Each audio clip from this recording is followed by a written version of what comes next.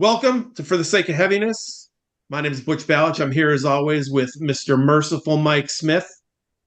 This week we have multi-instrumentalist and vocalist Leila Abdul-Rauf with us. Leila, thank you for being on the show. Thanks for having me. It's good to Absolute be pleasure. here.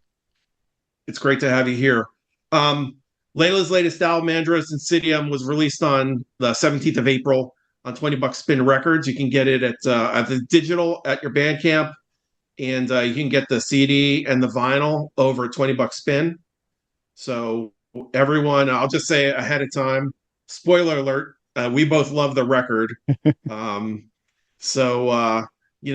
encourage everyone to go out and check it out. It's really a great piece of music, piece of art, and highly recommended. Thank you so much. No problem. To start with, full disclosure, like honestly, Mike and I are both like really new to your music. Yep. I'm not much of a.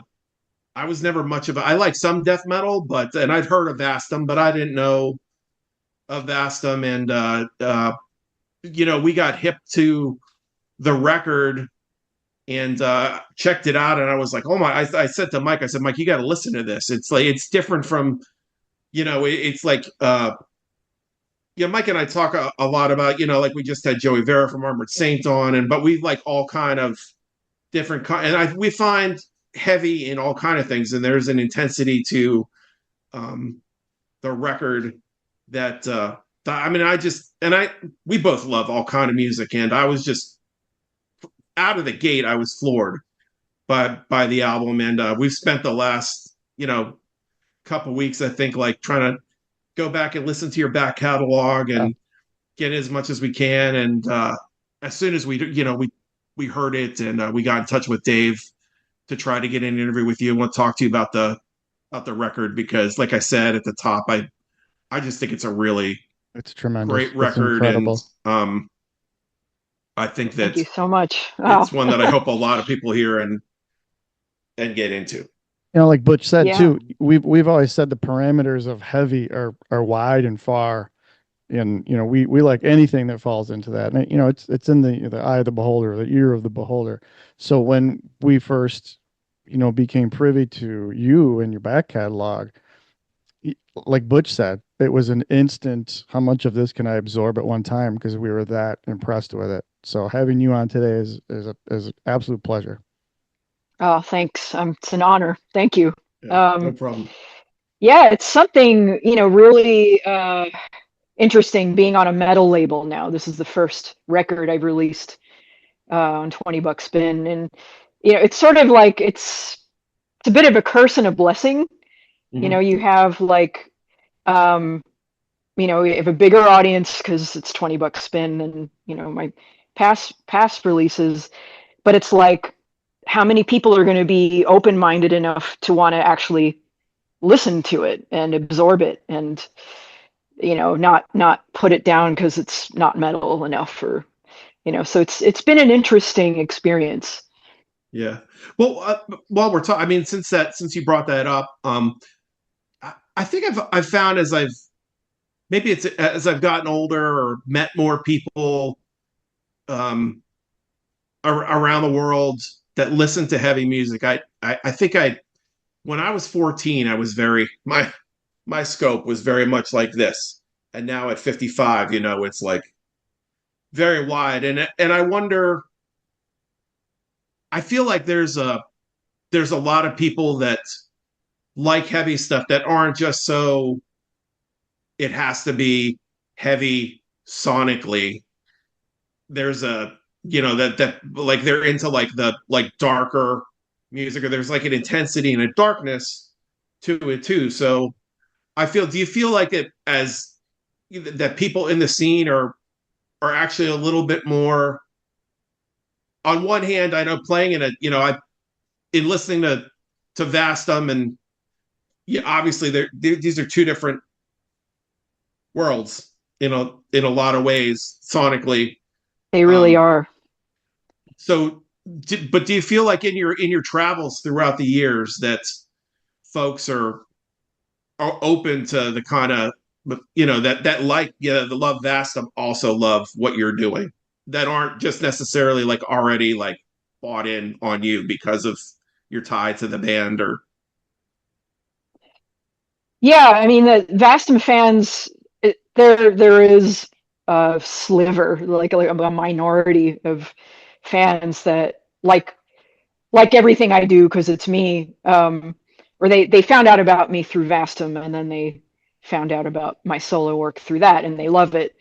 But I would say it's not the majority of Vastum fans, and I would say there are Vastum fans out there that are probably like pissed off that I have this or project. Like, sell out.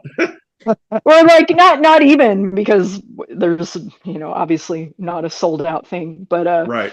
but like just very like when are you going to go back and do your real music, your real Oh, band, sure. Okay. like that kind of attitude. And it's like, and then you have people who are like, what, like, I love what you do. What the hell is the Vastum?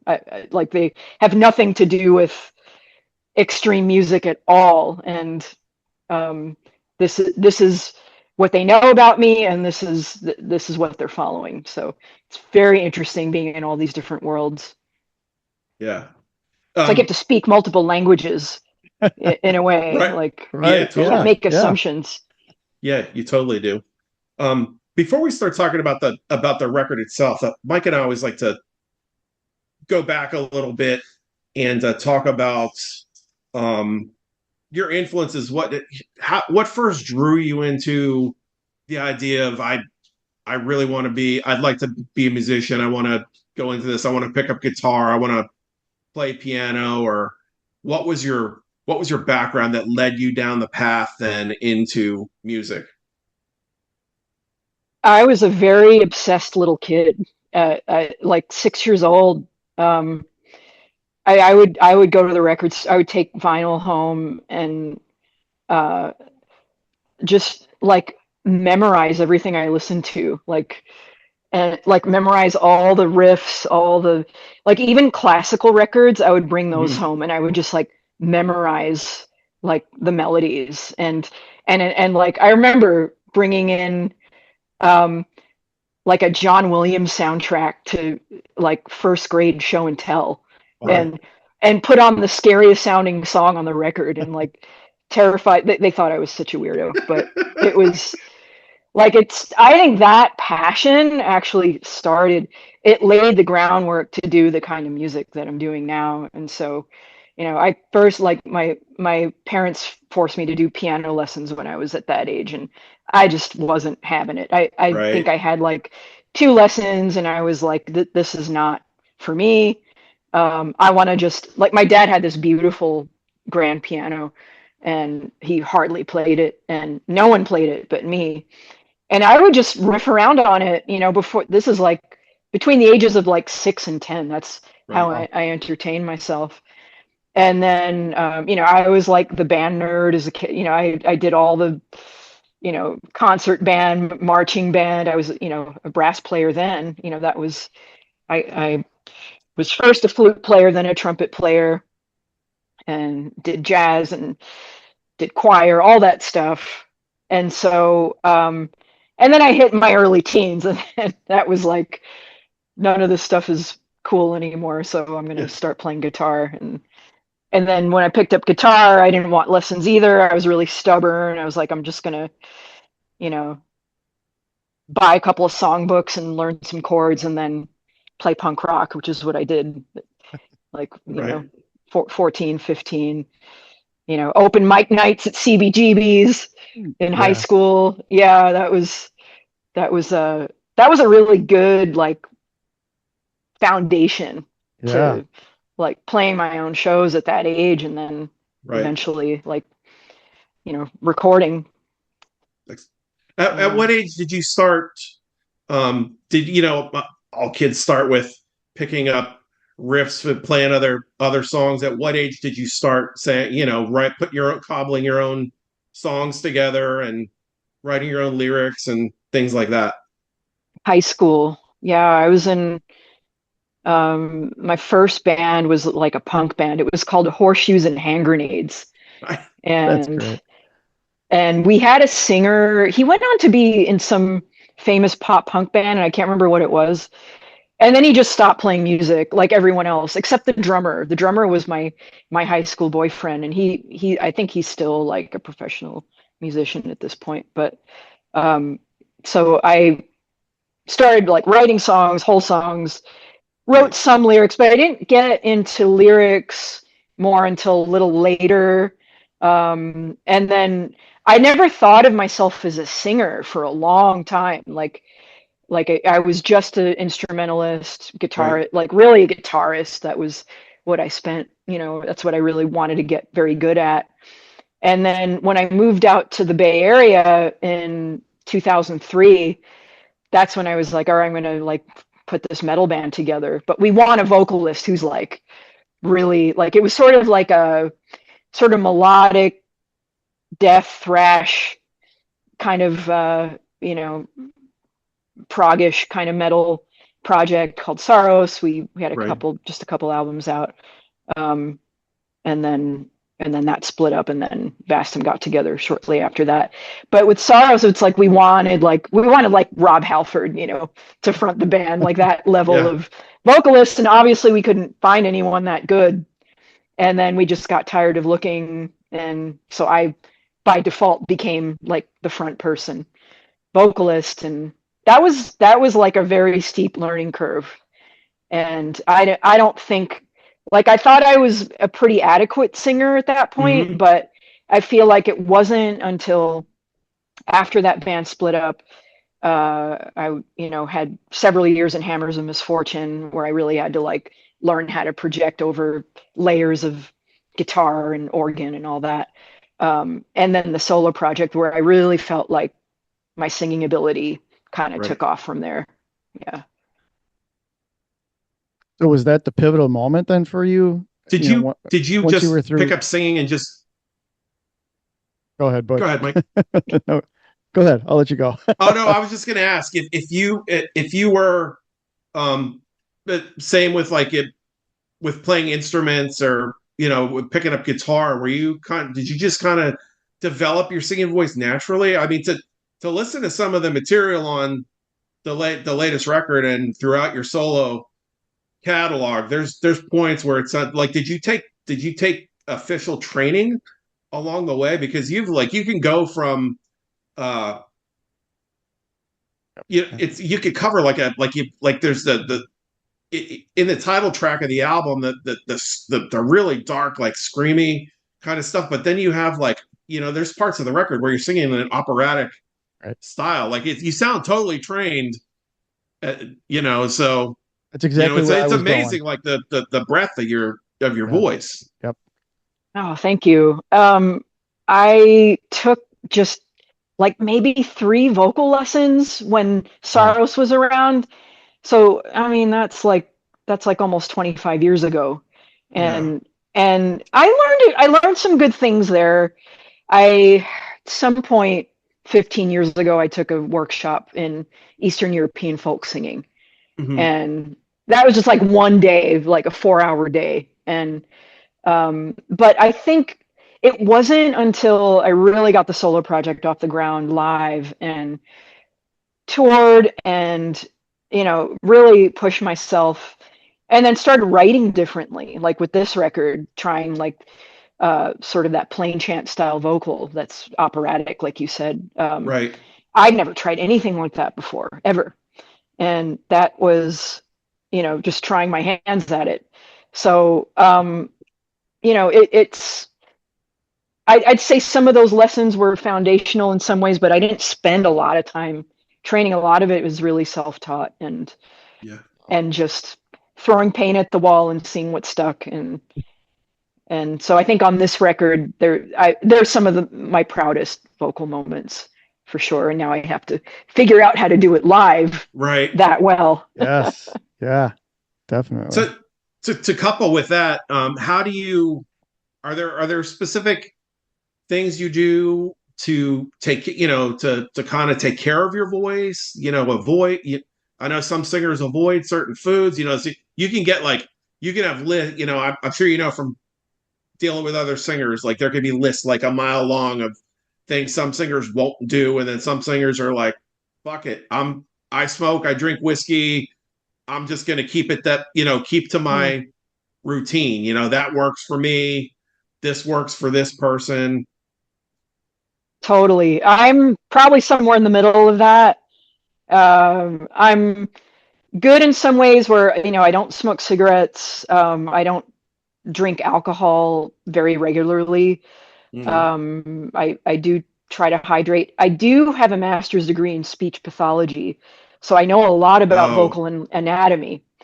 yeah, And after that training, it was sort of like a career that I abandoned many years ago. But um, and then I started teaching voice lessons, and that helped me be a better singer too, because it's like, right. well, people want to learn how to growl, they want to learn from a woman. And so I was like, well, I got to get my act together and figure out like, Yeah, what am I actually doing? Right. But I'm also horrible in a lot of ways. Like I don't warm up my voice. That's like the number one, like that's like terrible. That's something you really should do. And I don't. But I know my body enough where I never like push myself to the point of like abuse, or it's right. like I'm operating on, like touring, like it's so hard to keep your voice in shape, like especially on a Vastum tour. You're, and like the hardest part is like not the performance, but like talking to people for hours, like after the Definitely. show's done, and you're like shouting over loud music for hours. Yeah. That's why people lose their voices, and they're not hydrating, and they're having alcohol and all that on top of it. And And then no the lack of sleep. sleep. Yeah, Ah, exactly. yes, totally. So all of that compounded. But when I tour, I mean, everyone knows when they know when they tour with me, like I have my flask of, hot tea, the Yeah. throat coat tea, and that's what I'm drinking all day long. And I just try to avoid talking to people after a set. And so, um, I'm still a little bit hoarse, but it's like I can last for a couple of weeks. Right. So. Right.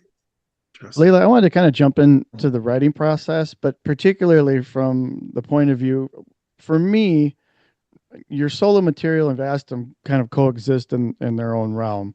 One's not too far removed from the other, even though there's times that they are. So when it comes to the writing process, do you find it difficult to get into the headspace to write for one versus the other?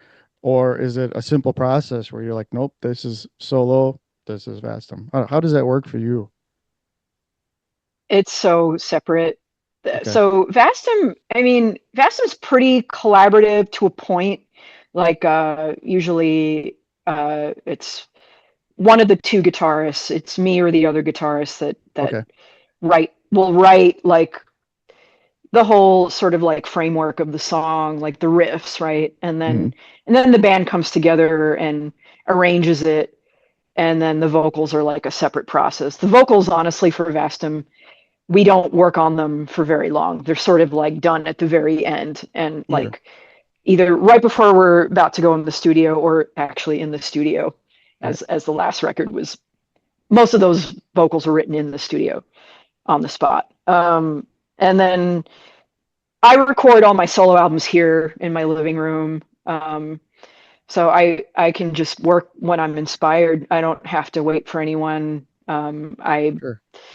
can wait as long as I want, and you know work when I feel like it. And um, the only difference is like with these past two records is I've hired uh, engineers to mix, which for the first four records were all self-produced. Right. So that was like that was a whole separate can of worms, because it was like, well, now I have to make sense of my own stuff. See, I never had to like worry about anyone trying to like make sense of my mess in like Right. in my DAW, like it, like Yeah. just all the tracks, the names of the tracks and all that. It's like, oh, now I need to like be like, all right, here are all the drum tracks, here are all the vocal tracks. And so that it forced me to be more organized, which was good. But then, I don't like the last two records were such a departure from the first four Mhm. that I know I just didn't have the engineering skills to do it justice and make it sound the way I wanted. So Right. When you turn the tracks over, to have them mixed, do you send over like a ton of notes, or are you trusting Leap of someone faith. else to to kind of like, I'm sure you go back and forth with them until you're happy with it, but I'm just curious if how copious, I want on this, the even down to this effect here on this line, or here's how I want you to balance it, that kind of thing. yeah, well, the last record, this current record, was with Greg Wilkinson, who I've been working with now for many years. He's produced all the Vastum records, most of the Vastum records, and so we have sort of a shortcut, shorthand communication. Like Right. he can pretty much like we could read each other's minds at this point. But I get to actually sit in those sessions. He's like 10 minutes away from me. I mean, I can just go over there and he's got tools that like I wouldn't have or know how to use. And I can just say, oh, it should be more like this or that. But I also like, I would bounce out the tracks dry and wet so that like the wet tracks would be like a reference to, so wet, for those that don't know, it just means like the raw track with the effects on it, Mm-hmm. so that he'd have a reference for like the kind of sound I'm going for, and then he could like use his own quality materials to make it sound like that or better. So yeah, it came together pretty quickly, I'd say. Okay, great. That whole process. So this is your sixth solo record. I think I counted that right. Yeah. 2024's Calls from a Seething Edge was the last one. And in going through your catalog, there's a ton of layering that you do, which I think is super cool and interesting. There's so much to, like Mike was saying earlier, there's so much to, I feel like, even I've been listening to the record a lot, but I every time through it, I feel like I'm hearing something more, like even to where, like, to up to this point, I haven't even really been able to key in on the lyrics so much, because I'm just soaking it all in, and it feels like there's so much to take in with it. Like, how long, when you're putting a record together like this one, how long does that process take you to write it and then record it and mix it and get it to where you want it? Like, when did you start decide, oh, it's time to start working on a new record? Like, do you collect material, and then when you have enough, now it's time to do a record? Or do you decide, I want to do a record now, and then write specifically for it? Sorry, that was like 2,000 questions at one. I'm sorry, I'm like stream of consciousness. That's all good. I get what you're asking. It's happened in so many different ways, and I feel like, now that I'm like hiring engineers, it takes longer than it used to. I mean, the first 3 albums I think I wrote and recorded in like a month. Wow. Everything beginning to end, maybe 2 months. And this time I'd say like I started with a few tracks, like beginnings of track, like kernels of tracks, and then I know how long it takes for artwork to come together for the cover. Right. So I contacted the artist that I wanted to do the cover like first, like after I came up with like a few of the kernel tracks, and so that artist is Justina Kozaczak. She's based in Poland, really fantastic, like oil painter, and does all sorts of surrealist. Yeah. So thanks. And she like we worked on what the concepts would be. So it's like working on that helped me figure out what the album concepts were going to be about, and sort of seeing her art and seeing what was interesting to me helped me come up with those concepts. And then the songs sort of like fell into place after that. But I'd sent her all of the really rough demos, and right away she was like, it got the wheels turning, and you know, and then we both thought of the giant eye, crying eye over like in the horizon, like kind of independently of each other. Like she's like, well, send me some ideas you have, and I'll do the same. And like we both came up with that idea without even telling each other about it, and so that just felt like, okay, well, that's the cover right there. Yeah. And so I'd say, like, from that process of like, you know, the really rough demos to fleshing them out into whole songs, that took about 3 or 4 months. And then I, you know, scheduling time with Greg, you know, I had to do months ahead of time. Right. So like I was sort of like, you know, the songs were kind of incubating, like they were done for a while, and I was like tweaking them a little while, and then he and I probably spent about 2 weeks, months later, to actually finish the mixing and the mastering. So all in all, probably about 4.5 months, something like that. Leila, I wanted to ask Okay. you your solo work, but specifically the new album. And Butch and I discussed this too. It's very cinematic, for lack of a better term.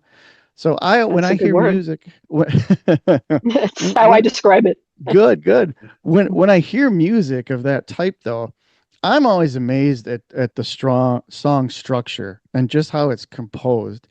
And because I 100% lack that kind of talent, so when I hear it, it just blows my mind.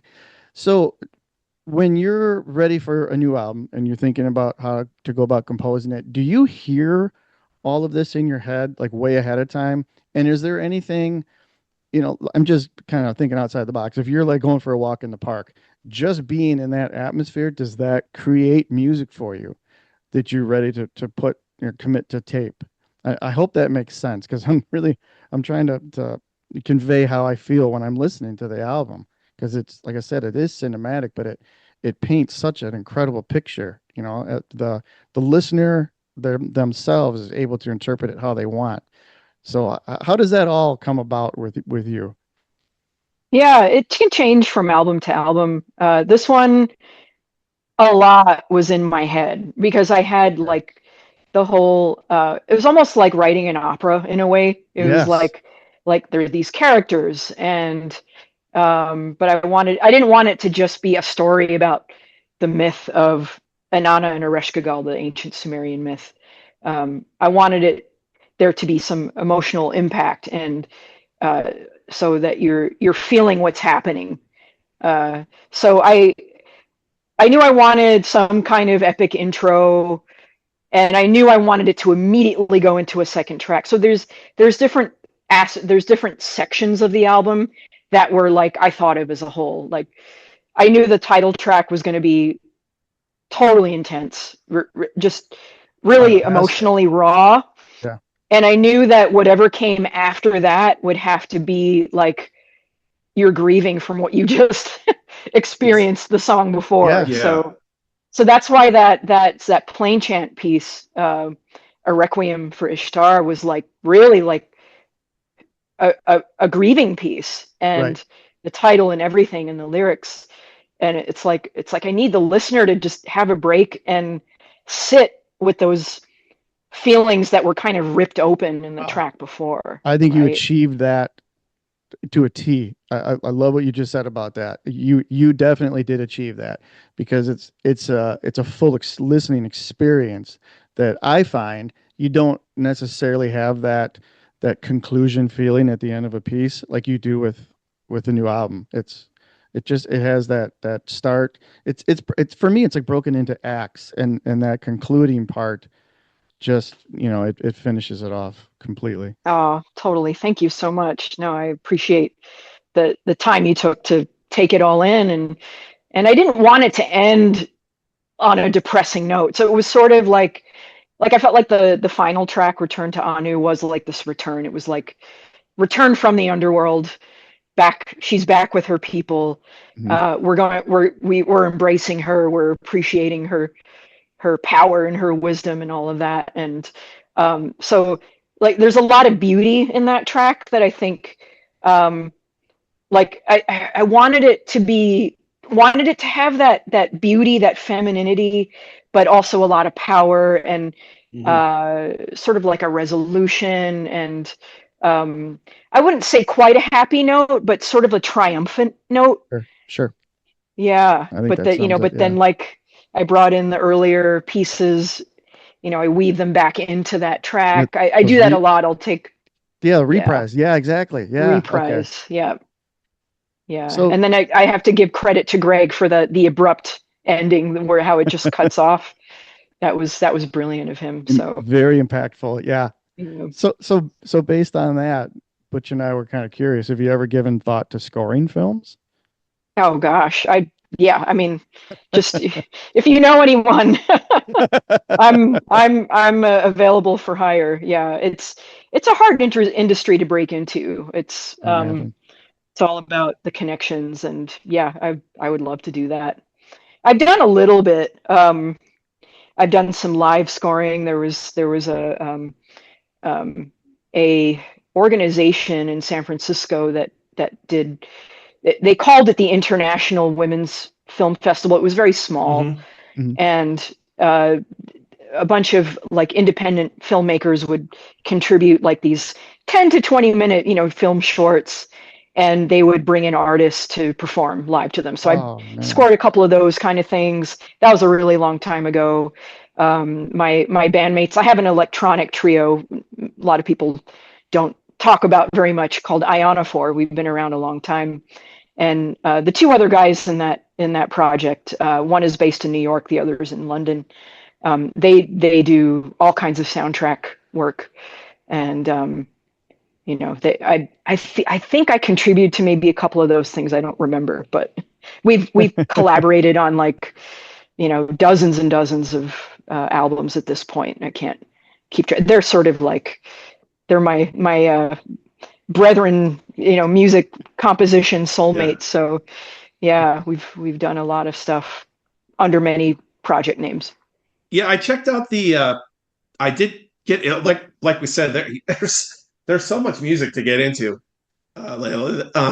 But I did check out the Ionophone, and I really like some of that too. So Ionophore, yeah. Ionophore, I'm sorry. That's and by some of it, I mean everything that I listen to, but it's like it's just there is so much out there. Is it just the material that's on the Bandcamp, or is there even more than that the group has? So there are 5 Ionophore albums under that name, but Ryan and Jan, the two other members of the band, have like they each have their own solo project. I'm on a bunch of those albums. Wow. They have another duo project called Better Thief. It's little more in the techno direction than our project, and they just put out an album. I'm on a couple of the songs, so it just goes on and on. But that's incredible. So let me ask you this then: with playing music that that isn't the most commercial to begin with, and with the way the music industry is, most of us we're not living on it. So how do you find the time between, if you work, and then because you're full of music, like, and I'm sure you prioritize it because it is something that you can tell that it's something that's within you that you were born to do, but it's like, how do you, how much scheduling do you have to do to make all this? It sounds like you're involved with so much. It's amazing to me. Oh, thank you. Yeah, it's crazy. But certain things help. Like I never worked I've always tried to work under 40 hours a week at a day job. Right. To make time. So I always, I have 3 days a week to dedicate to music, which it's probably more than a lot of people have, but it's probably not enough for what I want to do. But sure. But I make it work. I have a job where I mostly work at home. That helps too. I have a rent controlled apartment in Oakland that helps a lot. Yeah. Um, so, and it's just a lot of like good time management. I mean, just realizing that you don't need like endless time to make a record. Like you can dedicate time and, you know, make these small goals for yourself and like get like whittle it down, and every minute is precious, and you just get better at it as the years go on. You get faster and faster. Like I'm just thinking about working with Greg Wilkinson at Earhammer. Like it used to take him a lot longer to mix records, and now it takes him like hardly it's like it takes him a fraction of the time that it did Right. like 10 years ago, 15 years ago. Yeah. Can I ask you about Sedneck's role from the record? Specifically, I was curious about the throat singing on the track. Is that Gregory Hagen It doing the is. vocals there? Mhm. Is that something you've tried as well? That technique? I have tried it. Yeah. He's much better at it than I am, but he's actually teaching me a little bit It's whenever we very find the cool. time. Wow. Yeah. He's Yeah. my partner, by the way. So Okay. we, you know, in our free time, you know, he'll show me a couple I still haven't quite gotten the hang of it. There is a song that came out on a compilation by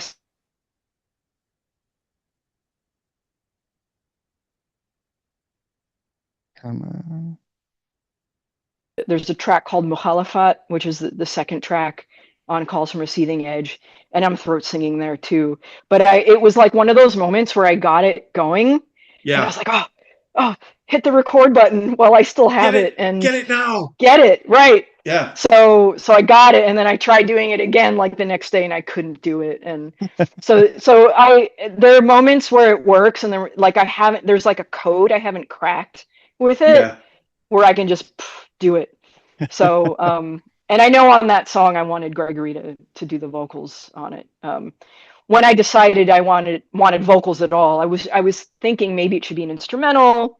It is in a lot of ways. It has sort of an instrumental kind of feel to it, and I'm playing Mhm. drums on it, and I knew that the vocals like provided a cool like back and forth with the horn part, and so you're being like surrounded. I mean, there's probably like 7 tracks of his vocals. Just, you know, we Yeah. spent time in the studio like doing all this panning, and because I wanted you to feel like engulfed by the masculinity of it all. Yeah.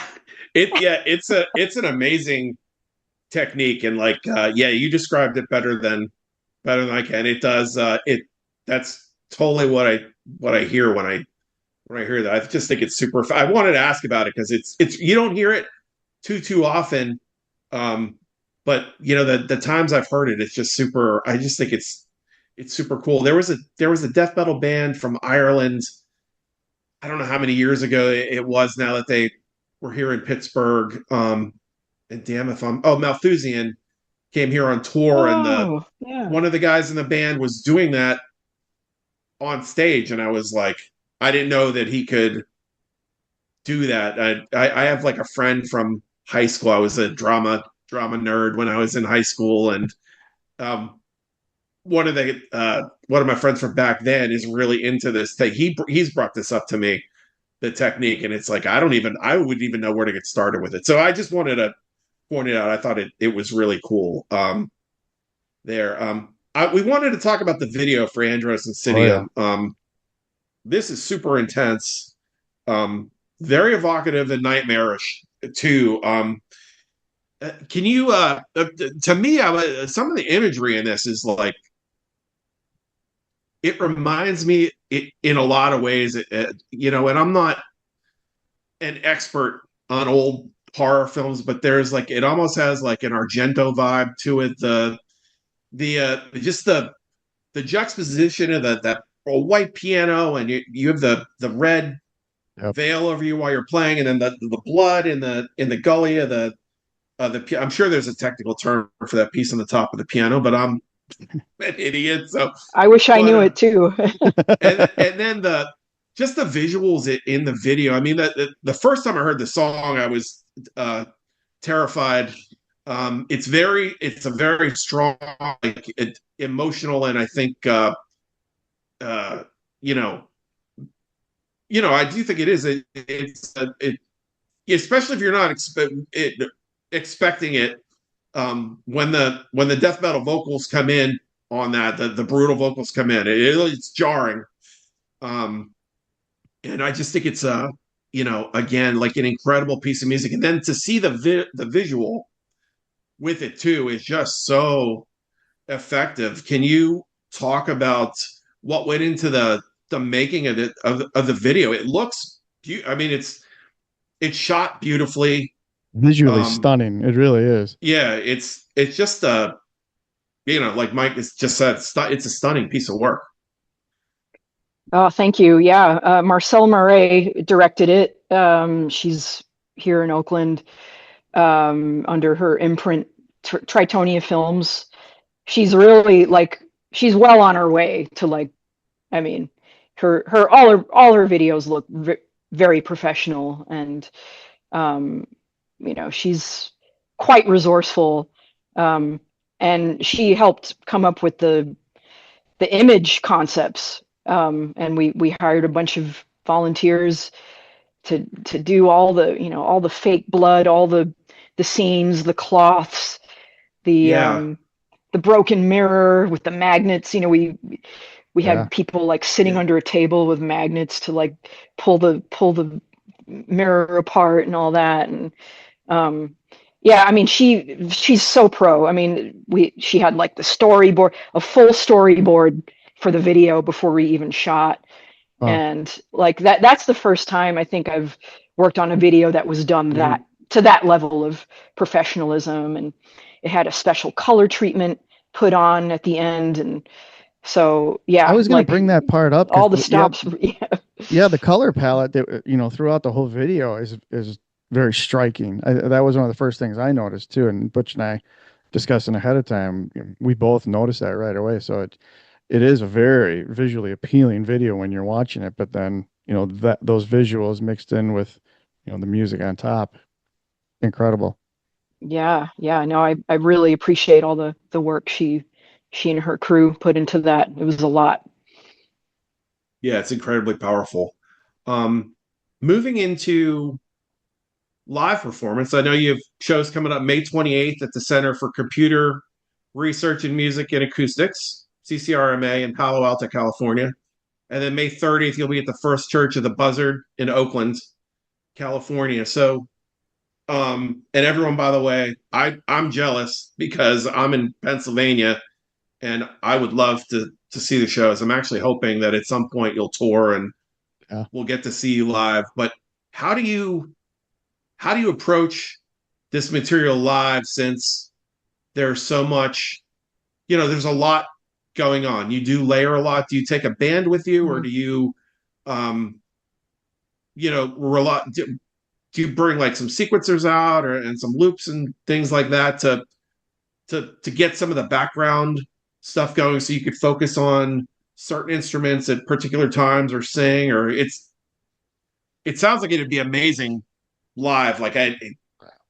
Especially, God, I would love it to hear this record in its entirety in either a theater or an old, church or something like that. It's just I feel like the acoustics in a room like that would be unbelievable. For my dream would have an orchestra score, be scored for an orchestra and have it performed in a hall. That would be, I can hear it, I can imagine it. It's kind of plain as day. I could maybe that's my next, maybe that could be a future project. But that would be amazing. That would be amazing. Yeah. So I really treat the live arena as not literally arena, but the live space as a totally separate beast from the studio. Right. Because when I write for the studio, I don't want to I want to use as many layers as I want, not be hindered by I can't do it live. Well, maybe some tracks are not meant to be performed live and others are. So that's sort of step one. What would lend itself better Sure. for the live show. And the next step is sort of like, well, I do use backing tracks because I'm not going to be traveling with a band.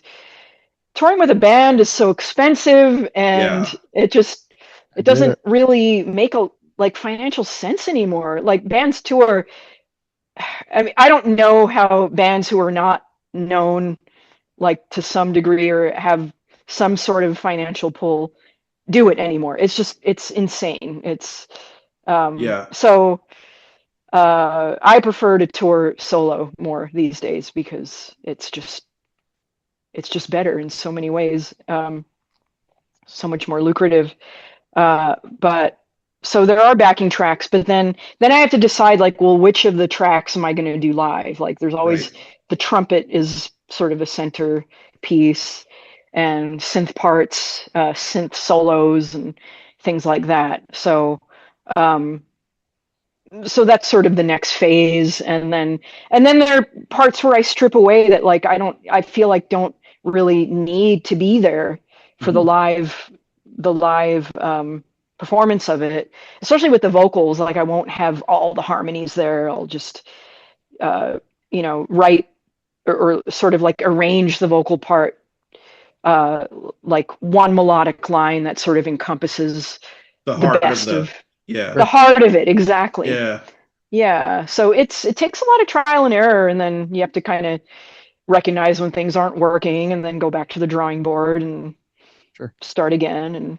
But having now 6 albums to work with, I have a lot of material to kind of pull from. So I don't have to play everything anymore. Right. That leads to the next problem, if you want to call it that. Hmm. Having so much good material to work with. Yeah. How do you decide at this point after 6 records how to put a set list together, Yeah, especially with it's a new record to promote? for sure. A lot of it depends on the audience and the kind of gig it is. Like the Stanford CCRMA gig that I'm doing. That audience is like more of the esoteric kind of, sit down theater kind of environment, more intellectual. I can play some of the more, like, the pieces that are more ambient, more textural, Hmm. uh, less vocal, more instrumental, more slow moving, and that would be like, I would do, like, I have 2 different sets planned for these 2 different gigs that are a Right. couple days apart, and so I have my work, cut out for me. But yeah, and then, like, Church of the Buzzard's kind of more of a punk venue. It's like I'm going to play the songs that are more vocal forward, more rhythmic, more gothy, like that. Um, Something that's more for, I hate to say it, but the short attention span. There Right. are songs that appeal to that Sure. that audience more. So yeah, it just, and I love it. Being a solo artist, it's like I can play all these different environments, and it works somehow. Right. Yeah. Very cool. It looks like too. I think I saw there's some live footage out there on YouTube that you do utilize screen and some visuals behind you while you play. Just gonna ask that. Yeah. Good question, Butch. Yeah. Yeah, I So think that kind of focuses people's attention. It's also like I'm up there with a laptop. It's not very exciting to watch. So I usually cover up the laptop with some kind of decorative cloth, Sure. and then now my recent sets, they become a lot more like I'm not just behind the desk anymore. I'm like out and singing into the crowd, and I have a couple of props planned for the the next gigs. So I'm trying to just elevate that experience more than it's been, which it was very much just an ambient project, Sure. um, and it's become sort of less of that these days. Sure. right. Sure. So I can say, Layla, we Yeah, go ahead, Mike. Oh, no, Butch, you go. Go. I was We just going to do say, this all the time. yeah, we're always we do want to be considerate of your time, and but I did want to give you a chance if there was anything you wanted to else you wanted to promote or talk about while we're still on. Yeah, so you talked about those gigs, that's great. I do plan on touring the East Coast in October. Yes. Oh, Butch, you're So lucky. I'm in Milwaukee. Can you come here, oh, please? you're in Milwaukee. Okay. I'm in Pittsburgh. Yeah. I'm putting in my There request is now. there is a Pittsburgh date on the docket. Oh. So Are you going to be preserving? I bet it seems like it'd be a good venue for you at preserving. oh, what is that that's a name of a place?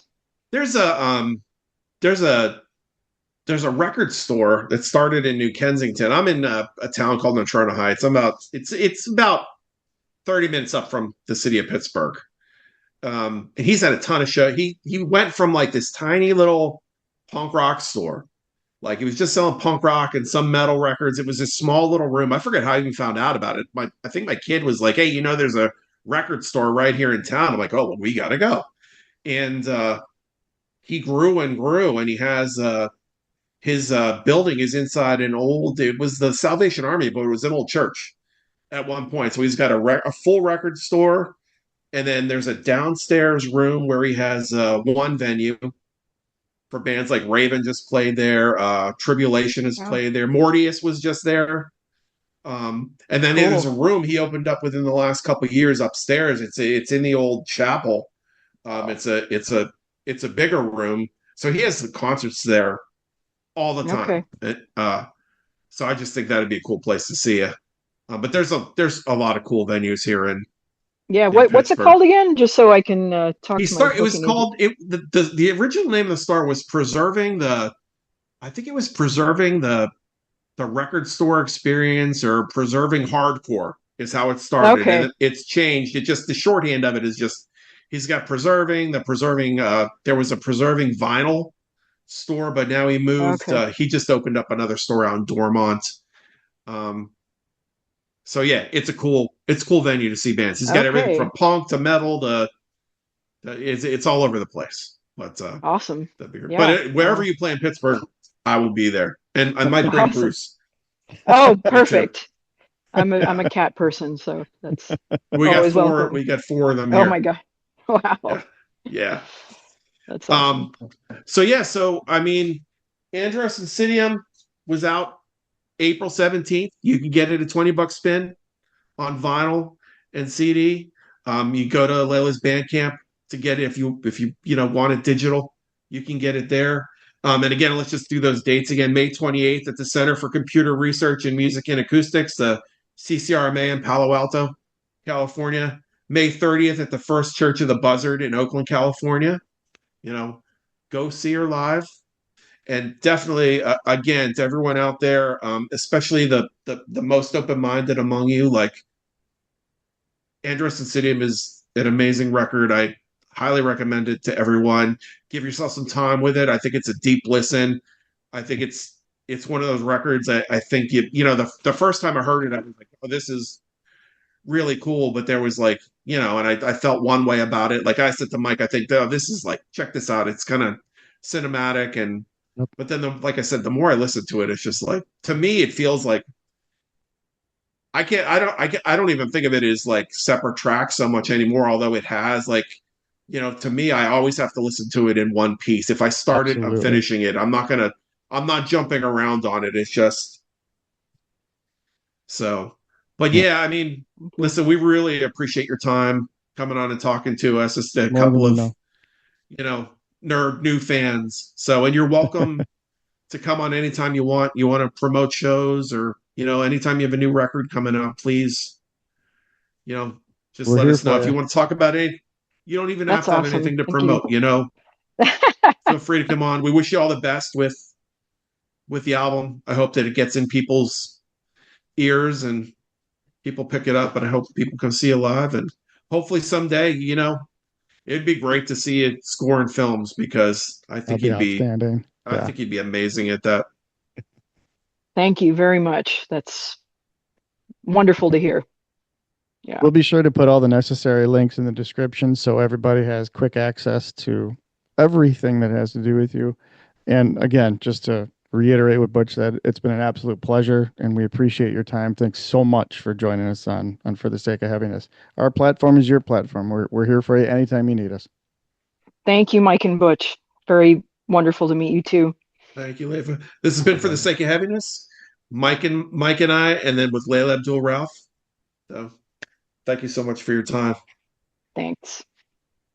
You forced yourself inside. You forced yourself in her. You forced yourself until she bled repeatedly.